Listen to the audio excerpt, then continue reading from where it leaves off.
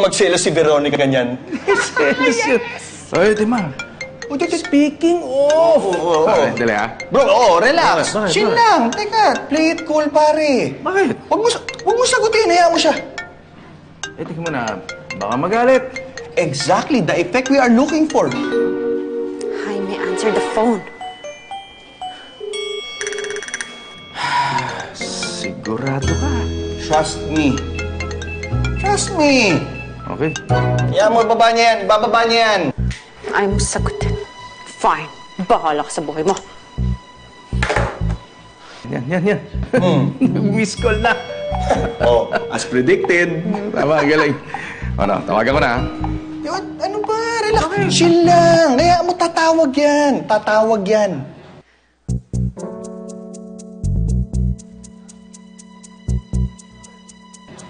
Sigurado ka ba sa sinasabi mo? Yan. Relax ka lang.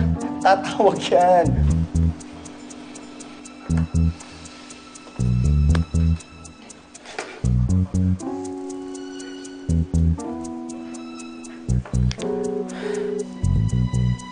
Oh, ayan. Oh. Tama. Yan. Oh. Matawag ulit. Told ya. Pinipikon mo ako, Jaime, ha? Sagutin mo ang telepono. O, ngayon, sagutin mo na. Galing mo talaga. Dali, ha? Hello? Veronica? Jaime, how have you been?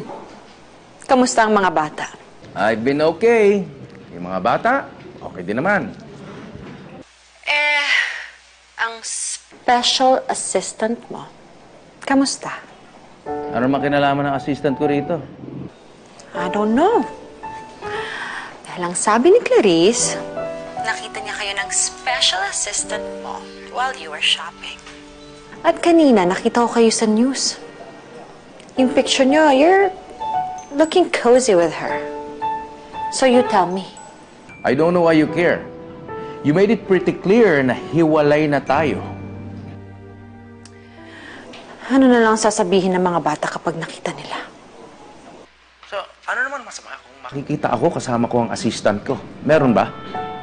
Don't play games with me, Jaime. I happen to know na ginagastosan mo ang babaeng yan ng perang para sa mga anak ko. Eh, ano ngayon kung ganun nga? I can afford it. Pinagtatrabahuan ko naman. And besides, Veronica, kung talagang concerned ka sa mga bata, hindi mo sila dapat iniwan.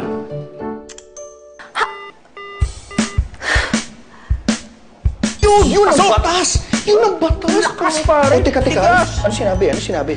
Pare, talagang nag-working plano mo. Yes! Palagi ko nagseselos sa Veronica! That's what I'm talking about, boy! Yan! Tignan natin kung di pa magselos kayo niyan. Selos ka! Woo! Gretchen! I need wine! Selos ka na! Halika na! Let's go! Ka! Halika. Lalabas dyan, ha? Umiyak ka! Pamasahe naman tayo. Halika.